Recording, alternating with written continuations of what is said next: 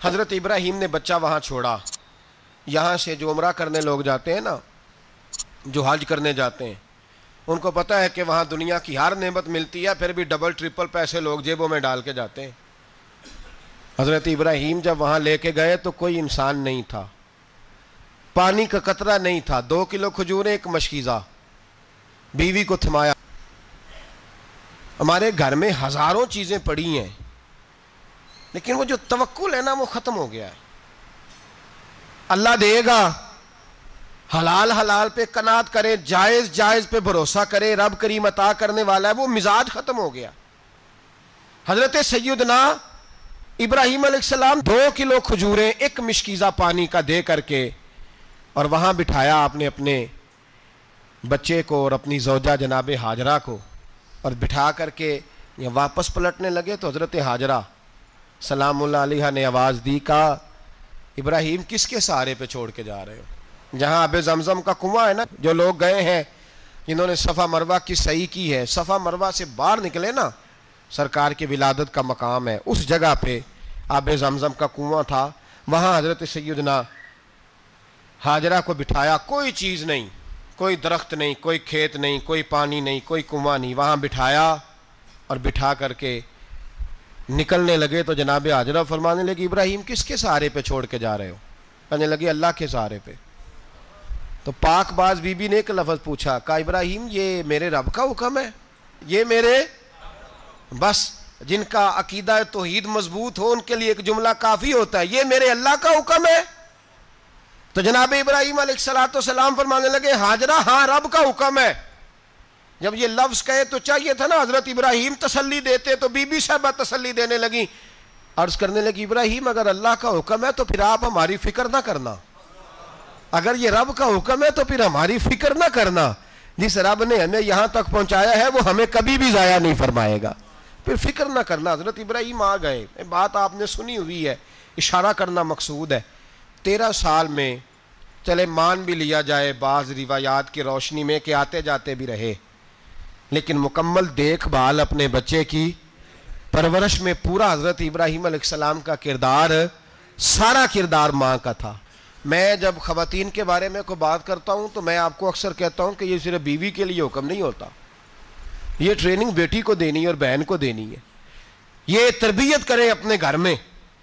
میں تجربے کی روشنی میں یہ بات عرض کیا کرتا ہوں کہ بھائی بچے باپ کے فرما بردار اس وقت ہوتے ہیں جب اماں انہیں باپ کا فرما بردار کرتی ہے، اور بچے باپ کے نافرمان بھی تب ہوتے ہیں جب اماں انہیں باپ کا. میں نے اپنے کانوں سے سنا ایک دفعہ ایک بچہ اپنے باپ سے کہہ رہا ہے آپ نے تو ساری زندگی باہر گزار دی، پیسے کمانا کون سا مشکل کام ہے، دکھ سکھ تو سارے اماں نے برداشت کیے، سکولوں میں وہ جاتی تھی، فلانا کام وہ کرتی تھی، فلانا کام. اب یہ سوچ اس کی ذاتی تو نہیں، یہ اس کو دی گئی ہے. اور اگر اس کو یہ سوچ دے دی جائے کہ اماں کہے کہ میں تو اپنوں میں رہی ساری زندگی، میں نے تو اپنوں میں وقت گزارا، اور تیرا باپ تو کئی دفعہ جنازے بھی نہیں پڑھ سکا، اس نے تو ماں باپ ایسے دفن کر دیے، وہ اگر یہ سوچ فراہم کرے تو پھر بچہ باپ کا فرما بردار ہوتا ہے. اور یہ والی روایتیں ہم بیوی کو سناتے ہیں، حالانکہ کس کو سنانی چاہیے؟ بولیے، بہن اور بیٹی کو. بہن اور بیٹی کو سنائیں یہ باتیں، ان کو سمجھائیں تاکہ آگے جا کے وہ جو گھر ترتیب دیں وہ گھر بڑا عمدہ اور نکھرا ہوا ہو. حضرت سیدنا ابراہیم 13 سال کے بعد آئے، چونکہ گھر میں اللہ تبارک و تعالیٰ کی دوستی کا چرچا تھا، اللہ تبارک و تعالیٰ کی محبوبیت کا غلبہ تھا. 13 سال کے بعد فلما بالغ معہ یا بیٹا جب اتنا بڑا ہوا کہ سال چلنے لگا تو حضرت ابراہیم نے اپنے بیٹے کو بلا کے کہا بیٹا مجھے خواب آئی ہے، میں تجھے ذبح کر رہا ہوں، تیری کیا رضا ہے؟ تو حضرت اسماعیل کہنے لگے یا ابت افعل ما تؤمر، ابا جی اللہ جیسے حکم دیتا ہے میرے ساتھ ویسے ہی کریں، جیسے اللہ حکم دیتا ہے ویسے ہی، بولیے، ویسے ہی کریں. حضرت ہاجرہ کو کہا کہ ایک دوست نے دعوت کی ہے تو وہاں جا رہے ہیں. بی بی مطمئن ہے، تفصیلات کی ضرورت نہیں، ختم بات، اعتبار ہے، مطمئن ہو گئی. شیطان پیچھے سے آیا اماں کے پاس. ذرا تھوڑی دیر کے لیے تصور جمائیے، یہاں تو پڑوسن آ کے کوئی بات بتا دیتی ہے خاوند کے بارے میں تو کئی مہینے جھگڑا جاری رہتا ہے، پڑوسن محلے دار. شیطان نے آ کے بتایا لفظ کیا ہے؟ کہا حضرت تمہیں پتا ہے کہاں جا رہے ہیں؟ کہا دوست کی دعوت میں. تو کہنے لگے دوست کون ہے؟ رب کریم. اور ابراہیم کا خیال ہے کہ اس رب نے مجھے حکم دیا ہے کہ میں ذبح کروں. تو حضرت حاجرہ کہنے لگی کبھی باپ بھی بیٹے ذبح کرتے ہیں؟ شیطان کہنے لگا ان کا خیال ہے کہ ان کے رب نے حکم دیا ہے. تو جناب حاجرہ فرمانے لگی اگر رب نے حکم دیا تو پھر تو مجھے شیطان لگتا ہے, تو مجھے شیطان لگتا ہے. کا کیا مطلب؟ فرمانے لگی اگر رب کریم کا حکم ہے تو میرے پاس ایک اسماعیل ہے, اگر 1000 بھی ہوتے میں سارے اللہ کے راستے میں پیش کر دیتا, دے دیتی. مالک کا ہی تو ہے سارا کچھ, اسی کا ہے, اس میں لیت اللہ کی کیا گنجائش. حضرت سیدنا ابراہیم علیہ السلام نے بیٹے کے حلق پہ چھری رکھ بھی دی اور چھری چلا بھی دی, رکھ بھی دی اور وہ تو اللہ کریم نے فرمایا یا ابراہیم قد صدقت الرؤیا, ابراہیم تو نے خواب سچا کر دکھایا, وہ قیامت تک تیرا نام رہے گا. حضرت ابراہیم نے وطن بھی دیا, جان بھی دی, بیٹا بھی. اللہ کریم نے دمبے دیے, فرمایا یہ فدیہ ہے. اب یہ قربانی قیامت تک حضرت ابراہیم کے طریقے کے مطابق جاری ہے. حضرت ابراہیم بہت بڑے مہمان نواز تھے, بہت بڑے. آپ جب مصر میں قیام تھا تو بڑے بڑے لمبے چوڑے لنگر پکتے تھے, لوگ آیا جایا کرتے تھے, بڑا تفصیل کے ساتھ کھانا ہوتا تھا. مہمان نوازی آپ کی خاص صفت مبارکہ ہے. ہمارے ہاں بھی مہمان نوازی ہوتی ہے امیروں کی, بلکہ اب تو مہمان نوازی اس طرح کی ہے کہ کل تیری میرے پاس دعوت ہے اور پرسوں میری تیرے پاس ہے. وہی امیروں میں وہ چکر رہتا ہے, پارٹیاں دوست ایک دوسرے کو ڈالتے ہیں, تیری طرف پارٹی تیری طرف. اور اسی انداز میں اب یہ عید آئے گی نا, ٹکا پارٹیاں ہوں گی جگہ جگہ, اور لوگ سوال پوچھنے لگے ابھی سے, کہتے ہیں قربانی کا کتنا گوشت گھر رکھنا جائز ہے؟ قربانی کا کتنا گوشت گھر رکھنا جائز ہے؟ سارا ہی جی. اس لیے فریزر لے لے, فریج سے نہیں کام چلے گا. سارا ہی جہاز گھر رکھنا سارا ہی جائز ہے, رکھ لیں. او خدا کے بندے, قربانی وہ بندہ دیتا ہے جو سارا سال ہی گوشت کھاتا ہے. صحیح کہہ رہا ہوں؟ قربانی صاحب نصاب صاحب استطاعت بندہ دیتا ہے نا, تو وہ سارا سال ہی گوشت, تو سارا گھر میں رکھنا بھی جائز ہے, لیکن سارا دے دینا بھی. تو جو آ رہی ہے اس پہ کیوں توجہ کرتے ہو, جو دوسرا جائز ہے اس پہ کیوں نہیں عمل کرتے؟ سارا تقسیم کر دیں, بات ختم ہوئی. یقین کریں محرم میں جا کے دوست ٹیلی فون کر کے سوال پوچھتے ہیں, کہتے ہیں صاحب سنا ہے قربانی کا گوشت محرم میں کھانا جائز نہیں. میں کہ نہیں, ربیع الاول چ بھی جائز جے, رجب رمضان تک کھاؤ, کوئی بندہ نہیں منع کرتا. اس لیے کہ کسی کو دینا تو پسند ہی نہیں. یہاں پھر اس میں سے جو خاص چیزیں ہیں وہ اپنی فریج میں, اور باقی جو ہے وہ دوسروں کے لیے. یہ کیا طریقہ ہے ہمارا؟ اور اسی پہ عمل ہے. اللہ تبارک و تعالی ہمیں سمجھنے کی توفیق عطا فرمائے. حضرت ابراہیم بہت بڑے مہمان نواز تھے. صرف قربانی نہیں دیتے تھے, سارا سال بہت سارا لنگر, بہت سارا کھانا پینا, بہت ساری چیزیں جاری رہتی تھیں. اور جتنے غریب لوگ تھے فلسطین کے, ان کو پتا تھا کہ حضرت ابراہیم علیہ السلام کا لنگر جاری ہے. فلسطین میں جب آپ کا قیام تھا, ایک دفعہ ڈھیروں مہمان آ گئے اور کھانے کو کوئی چیز نہیں. حضرت سارہ اور جناب حاجرہ دونوں اس وقت موجود تھیں. وہ کہنے لگی ابراہیم بہت سارے مہمان آ گئے ہیں تو کیا کریں؟ جناب سارہ کہنے لگی کس طرح کر کے ان کی مہمان نوازی کرنی.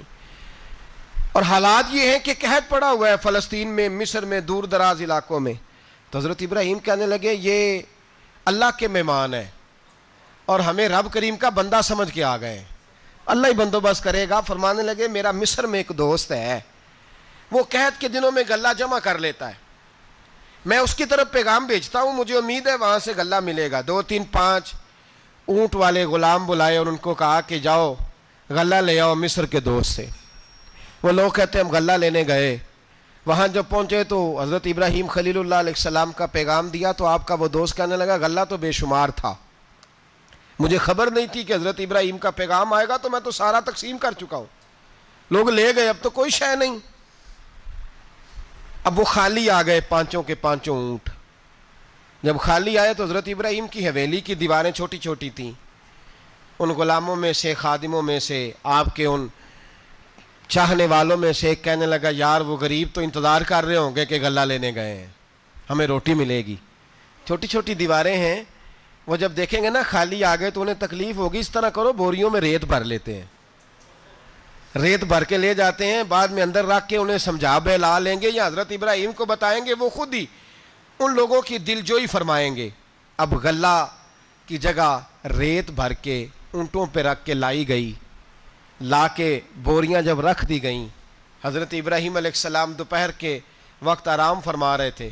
بی بی سارا اٹھی, کہتی ہیں جب میں نے دیکھا نا کہ بوریاں پہنچ گئی ہیں تو گئی, غلام کو ساتھ لیا اور اس کو جب کھولا نا تو کہتی اتنی حسین گندم میں نے پہلے کبھی دیکھی نہیں تھی, اتنا پیارا دانہ میں نے کبھی ملاحظہ ہی نہیں کیا تھا. فرماتی ہیں جب اس کو پیس کر چکی میں روٹیاں پکائیں تو خوشبو دور دور تک پھیل گئی, اعلیٰ غذا بنی, بڑے بڑے کھانے بیویوں نے مل کے پکائے, چن دیے گئے. حضرت ابراہیم اٹھے تو لوگ کھانا کھا رہے ہیں, سجدہ شکر ادا کیا, اور جب سجدے میں گئے تو وہی آنے لگی, پھر رونے لگے.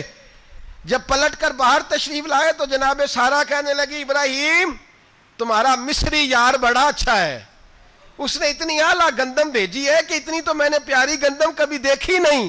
جناب ابراہیم مسکرائے, فرمانے لگی سارا یہ مصری یار نے نہیں بھیجی, یہ میرے عرشی یار نے بھیجی ہے, یہ میرے عرشی یار نے بھیجی ہے. بھائی مہمان نوازی مزاج تھا, ہاتھ لٹا دینا مزاج تھا, دوسروں کی اشک شوئی مزاج تھا. حضرت ابراہیم علیہ السلام کا طریقہ ہے قربانی, حضور نے ان کا طریقہ بیان کیا. اگر سال کے بعد قربانی دینا ان کا طریقہ ہے تو سارا سال غریبوں کو روٹی دینا بھی حضرت ابراہیم کا طریقہ ہے. سارا سال غریب کی نوکری کرنا یہ بھی حضرت ابراہیم کا طریقہ ہے. بھوکے کو کھانا کھلانا یہ بھی میرے مصطفیٰ کریم سید عالم صلی اللہ علیہ وسلم سے صحابہ نے پوچھا حضور بہترین مسلمان کون ہے, بہترین مسلمان؟ تو حضور نے فرمایا جو سلام لینے میں پہل کرے اور غریب کو روٹی کھلانے میں سب سے اچھا ہو, وہ بہترین مسلمان ہے, زبردست مسلمان. ہمارے ہاں دعوتیں ہوتی ہیں تو امیروں کی, افطاریاں ہیں تو امیروں کی, اور میرے مصطفیٰ کریم علیہ السلام نے فرمایا بدترین دعوت ہے جس میں امیر بلائے جائے غریب نہ بلائے جائے, وہ بدترین دعوت. حضرت ابراہیم کا طریقہ رہا ساری زندگی مہمان نوازی. اور دوسرا ان کا مزاج تھا, اللہ سے پیار ہو گیا تھا نا. جب رب کریم سے محبت ہوتی ہے نا اور محبت کا احساس ہوتا ہے دل میں, پھر سجدے لمبے ہوتے ہیں. عام آدمی تو نماز بھی نہیں پڑھ سکتا, اسے خدا سے محبت ہوتی ہے وہ تہجد بھی نہیں چھوڑ سکتا. وہ یہ محبت کی بات ہے نا, جس کو پیار ہوتا ہے اس کی تہجد بھی ہے, اس کی اشراق بھی ہے, چاشت بھی ہے, اس کے عمرے بھی ہیں, اس کے حج بھی ہیں, اس کے بار بار کعبۃ اللہ کے دیدار بھی ہیں. یہ محبت الہی ہے, جوش مارتی ہے. ان لوگ سجدہ کرتے ہیں تو اٹھتے ہی نہیں, اللہ کے بندوں سے پیار کرتے ہیں اللہ کی. حضرت ابراہیم کو رب کریم سے اتنی محبت تھی, اتنا پیار تھا کہ وہ آپ کی زندگی کے ہر پہلو سے چھلکتا تھا. ایک وقت ایسا آیا کہ اللہ تعالیٰ نے حضرت ابراہیم کو بہت زیادہ مال عطا فرمایا. اتنے اونٹ گنے نہیں جاتے, گائیں اتنی زیادہ کہ شمار نہیں ہوتی, بکرے بکریاں اتنی زیادہ کہ شمار, بہت زیادہ مال اللہ نے عطا فرمایا. اور ابھی کچھ عرصہ پہلے آپ پیچھے جائیں نا تو جو لفظ مال تھا وہ روپے پہ تو بولا ہی نہیں جاتا تھا, وہ جانوروں پہ بولا جاتا تھا. بہت زیادہ مال اللہ نے دیا, بکریاں, گائیں, اونٹ, بیل, بڑا کچھ. تو رب کریم نے فرشتوں سے فرمایا کہ وَاتَّخَذَ اللَّهُ ابراہیم خلیلا, ابراہیم میرا دوست ہے. تو فرشتے کہنے لگے یا اللہ جسے اتنا کچھ دیا جائے اس نے دوست تو بننا ہی ہوتا ہے, تو نوازا ہی بڑا ہے, اتنا مال, اتنے کھیت کھلیان, اتنا کچھ. اللہ کریم نے فرمایا جاؤ آزمائش کر لو, امتحان لے لو. فرشتہ امتحان لینے پہنچ گیا. حضرت ابراہیم کے جانور چر رہے ہیں چراگاہ میں, حضرت ابراہیم بھی ہیں, غلام بھی ہیں, بہت بڑا ریوڑ ہے. آپ تشریف فرمائیں. ایک فرشتہ آیا تو کھیت میں چھپ کے بیٹھ گیا اور بلند آواز سے کہنے لگا سبحان اللہ والحمد للہ ولا الہ الا اللہ واللہ. یہ تسبیح بڑی پسند ہے, محبوب نے ان کی فضیلت بیان کی. اب وہ حضرت سیدنا ابراہیم علیہ السلام کھڑے تھے تو وہ کھیت میں بیٹھ کے تسبیح پڑھنے لگا سبحان اللہ والحمد للہ ولا الہ الا اللہ. حضرت ابراہیم کہنے لگے یہ میرے رب کا نام کون لے رہا ہے, بڑی اس کی میٹھی آواز ہے, بڑی کون ہے؟ ڈھونڈنے لگے, گھومتے گھومتے اس کے پاس چلے گئے. فرشتہ انسانی شکل میں, تو میرے رب کا ذکر کر رہا تھا؟ اس نے کہا میں ہی کر رہا تھا. فرمانے لگے یار ایک دفعہ پھر نہیں کرتا؟ تو کہنے لگا ابراہیم پہلے تو میں اپنی مرضی سے کر رہا تھا, تو کہتا ہے تو پیسے لگیں گے, پیسے ہیں تو کر دیتا ہوں. حضرت ابراہیم کہنے لگے بول تو کیا لے گا, میرے اللہ کا ذکر سنانے کا کیا لے گا؟ کہنے لگا جتنی بکریاں آپ چرا رہے ہیں ساری دے دے تو میں اللہ کا ذکر سنا دیتا ہوں.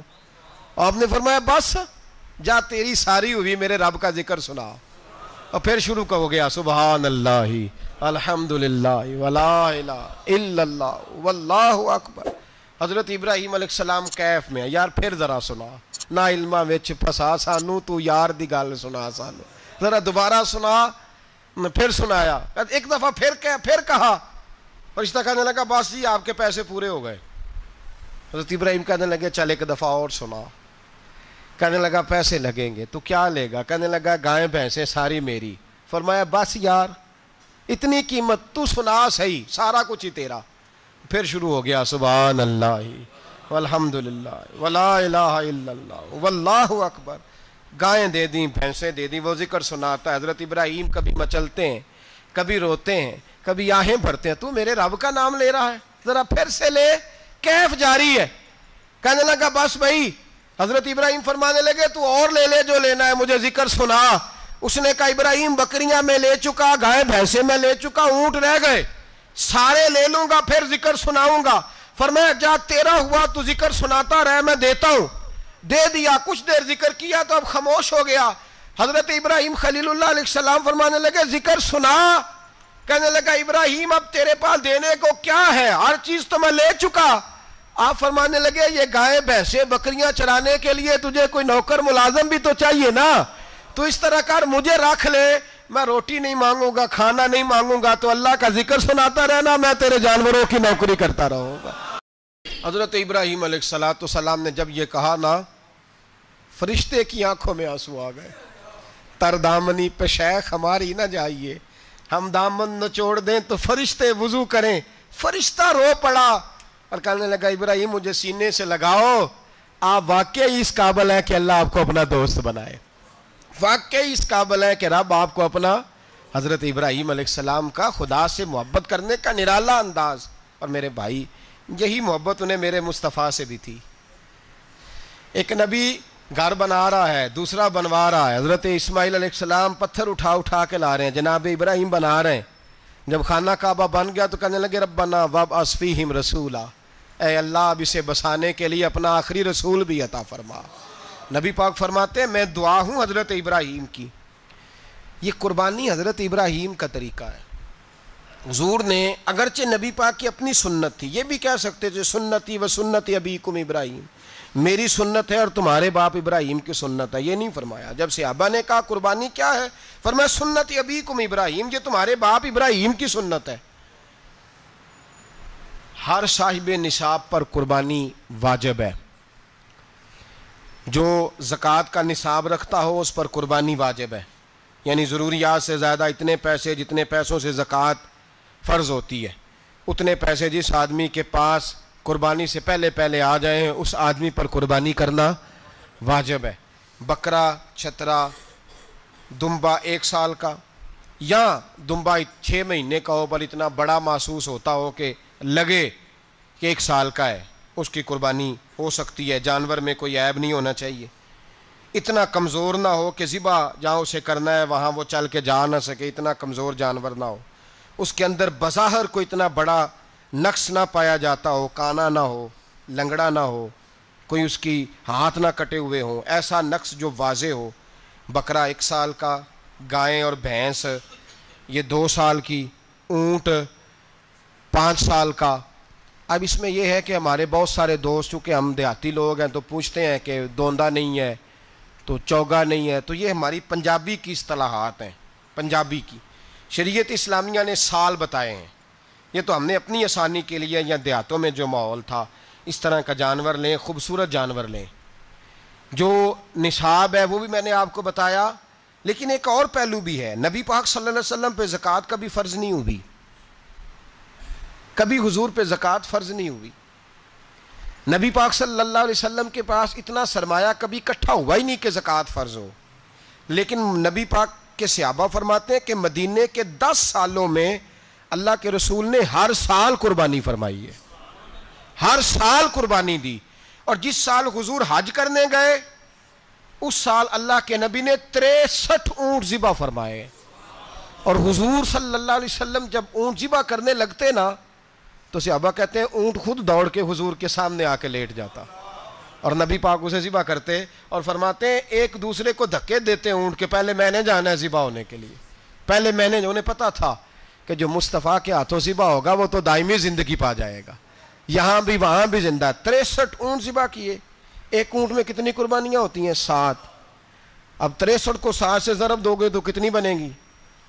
اور پھر نبی پاک صلی اللہ علیہ وسلم نے 10 سال مدینہ منورہ میں قربانی دی، ہر سال۔ اب وہ 63 اونٹ، ایک اونٹ میں 7 قربانیاں، ہر سال یہاں قربانی، اور مولا علی شیر خدا فرماتے ہیں نبی پاک 2 قربانیاں دیتے۔ میں نے کہا حضور 2 جانور ذبح کر رہے ہیں آپ، تو حضور نے فرمایا ایک میری طرف سے، ایک میری امت کی طرف سے، غریبوں کی طرف سے۔ اور حضرت علی کو حضور نے وصیت فرمائی تو 2 دیا کرے گا۔ یا رسول اللہ صلی اللہ علیہ وسلم میں غلام ہوں، خادم ہوں۔ حضور نے فرمایا علی ایک تو نے اپنی دینی ہے، ایک میری طرف سے دینی ہے۔ 2 قربانیاں۔ مولا علی نے بھی ساری زندگی 2 قربانیاں دی۔ حضرت علی بھی مال کے نصاب نہیں تھے، اپنا مکان ہی نہیں تھا، کوئی کاروبار نہیں تھا، کئی دن فاقے رہتے تھے، پر قربانیاں کتنی دیتے تھے؟ 2۔ ہمارے پاس ویسے اگر سسرال میں، میکے میں، کزنوں میں کچھ شادی ہو جائے تو 50-60 ہزار کا خرچہ برابر ہے، وہ پکا ہے۔ اور قربانی کی باری غریب ہو گئے، سارے غریب ہو گئے، کہتے نہیں یہاں مشکل ہے۔ او خدا کے بندے، اللہ کے ساتھ تجارت کر، اس کے رستے میں 1 دے گا، رب تجھے 70 گنا اضافہ کے ساتھ عطا فرمائے گا۔ قربانی مال کے نصاب پہ ہے۔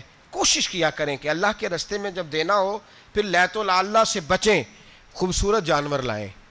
جن کو اللہ نے توفیق دی ہے ان کے لیے نصیحت ہے، جن کو اللہ نے توفیق دی۔ میں نے اپنے حضرت صاحب کو دیکھا ہے، وہ کہتے تھے کئی جانور اللہ نے بڑا نوازا ہے، کہتے ایک میرا ہے، ایک میرے ماں کا، ایک میرے باپ کا ہے، ایک میرے فلاں استاد صاحب کا، ایک میرے پیر صاحب کا ہے۔